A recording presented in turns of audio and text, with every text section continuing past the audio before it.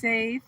So I'm not gonna be on here for too long because, as you guys can see, I am outside. It's not as cold as it usually is, but it's warm. But anyway, I am so happy to be back on the live. I hope that you guys are doing great and staying safe. This channel is called Live Narc Free, where it's all about getting free and staying free after narcissistic abuse. So, you guys, as you can see, the title is called How to Not Internalize Rejection After Dealing with Narcissistic Abuse. I love this so much because I feel like, and not just dealing with a narcissist, but rejection, period. I feel like, a lot of us, we do internalize rejection. We make it personal. It's like, like we did something wrong, like we're bad people, or like something is wrong with us, or, we're not good enough, we're not worthy enough, or, and I feel like we internalize that. So I just want you guys to keep in mind and try your best not to internalize rejection, because at the end of the day, I did make a video about this previously, where a lot of times rejection is God's protection. God is protecting you from a situation or from something or someone that you have no idea about. So for instance, like if the narcissist rejects you, or even if you, let's say you reject the narcissist, it's like maybe you could pick up on something is not right, or there's a lot of baggage, there's a lot of drama going on around the narcissist. Maybe it's something is unsafe, something is unhealthy, something is just not the best fit for you. And maybe you rejected the narc, or it could have been where the narcissist rejected you. Like maybe the narcissist chose the new supply over you, or maybe the narcissist chose their parents over you, or maybe the narcissist chose their friend over you. You could really be internalizing that, taking it personal, feeling bad, feeling disappointed, heartbroken, sad, and lonely. And those feelings are normal, you guys. Completely understand, completely get it. But I just want you guys to remember that it's not about you. A lot of times it is about the narcissist. It's a lot about what the narcissist wants, what the narcissist needs, or what the narcissist feel like you can give to them, or what you can't give to them.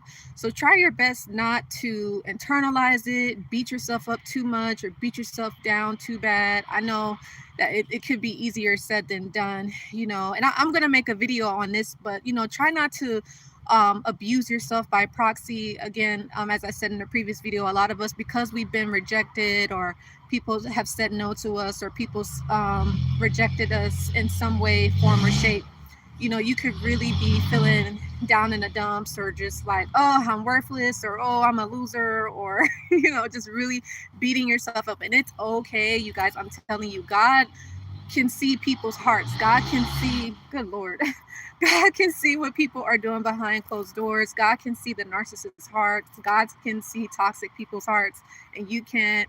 And so and the other thing is why we beat ourselves up after the rejection is because we feel like we're missing out on something, or we're not getting something that we feel like we deserve, or we're not getting something that we feel like we need, or something that we want. And yeah, you may want the narc, you may want that toxic person, or that unhealthy person, or just somebody that you built bond with or relationship with. But just understand that they reject you, they chose somebody else over you. Just understand it was for your best and highest good. And trust me, you guys, you're going to realize that later on down the line, once you see karma play out, or things play out, you're going to be like, oh wow, thank God that didn't happen. Or thank God the narc didn't choose me, or thank God that person didn't that person talked down on me, or that person chose their parent over me, or whatever. You're gonna be like thanking God for it. You know what I mean? So just try your best to just kind of, I guess it's just more so just a mindset change and a perspective change, and just seeing like everything really does happen for a reason, you guys. I'm telling you, like nothing is by mistake, nothing is by accident. And for me, I'm telling you, when it came to me being rejected by the narc, or it could have been vice versa, whatever, yeah, it does hurt. Many years ago, back in 2014, 2015, it does hurt. And again, it could feel like a stab in the heart, or like we're doing something wrong, or we're the problem, and this and this and that. But just understand that it's not you. Trust me, it's the narc. And by the way, I just wanted to make it clear that you guys know, when I do come on here, I'm not telling anybody what to do in particular, because I did get a comment. Somebody's like, oh, she's telling people what to do. It's like, no, I'm just giving advice. People are adults. People make their own decisions, at the end of the day. So I'm not saying like, oh, you need to do this. Oh, you need to do that. It's like, no, people can decide what's best for them and, act accordingly. But yeah, you guys, I just want to make sure that, don't try not to internalize the rejection. And the other thing is too, you may have to reject people. You may have to reject people, you guys, and don't feel bad, saying no. Don't feel bad. Like it could be, for instance, like a date or something, like, Valentine's Day is coming up or whatever, and somebody could ask you out on a date, and you might feel pressure to say yeah. Like, don't, if you don't want to say yeah, don't say yeah. Or somebody could pressure you, like, let's say somebody you're dating, maybe to have sex, or maybe to do something. Maybe somebody could pressure you to, like, go over their house or whatever, and maybe you don't feel comfortable yet, you don't want to do it. Sometimes you might have to say no, and I just want you guys to get in the habit of being okay with saying no. Like, it's fine if you want to go, but it's just like, if you don't want to, don't feel like, oh, you're obligated or you have to do it, and or else, you're a bad person. Like, no, like, it's to have boundaries. It's okay to say no. You get what I'm saying? And so anyway, I hope this is helpful for you guys. I know I did put the post that I was on live, but I know you guys probably wasn't expecting me to come on here at this time. But anyway, you guys, yeah, I know the feeling though, like when it comes to rejection. I know, and especially guys, I know guys deal with it more. I mean, females do get rejected because you do have some females that may have some certain masculine energy where they may chase guys. But mainly it's the guys are the ones that's getting rejected. And it's the thing about the rejection though, and that's why I said I don't want you guys to internalize it, or this is just advice. I'm not saying, hey, telling anybody what to do, but it's not personal. You get what I'm saying? It's not about you. It's more so about the other person. But like I said, it's probably easier said than done, or easier, like, to say if it's not you in that particular situation. You guys get what I'm saying? Because rejection can hurt. And like I said, it's not just rejection in dating and relationships. It could be rejections in jobs, opportunities. People could reject you, like, on a job interview, or people could reject you like maybe in a family gathering or whatever. Or let's say, your spouse parents is a narcissist. Their family can reject you, and that can make you feel really bad, really worthless and uncomfortable.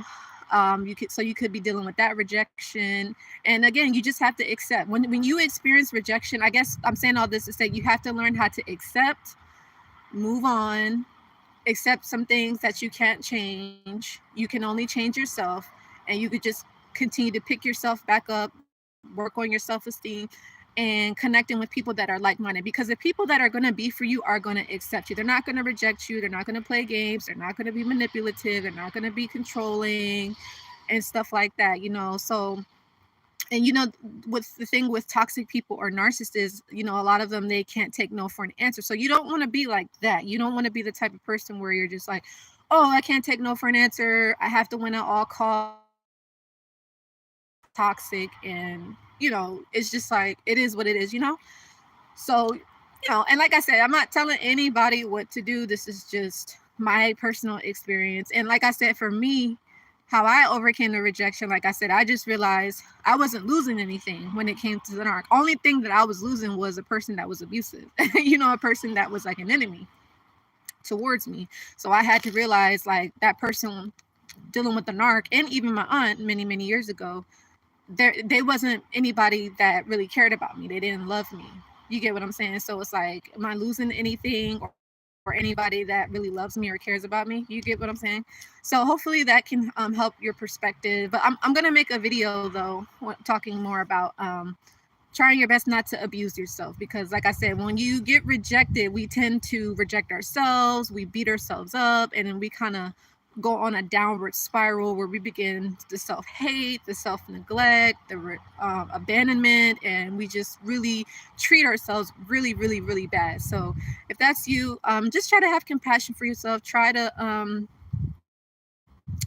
do to take care of yourself, and just understand you're not perfect, and that it's okay to be rejected. Because again, what you can do is you can say, hey God, well, if this person is important, then can you please bring, whether it's friendships, other and or family members, or other people, like, healthy relationships, say, hey God, can you please bring people in are genuine, that are loving, that are caring, and that are not going to reject me, that are not going to play games and stuff like that and be manipulative and stuff, you know.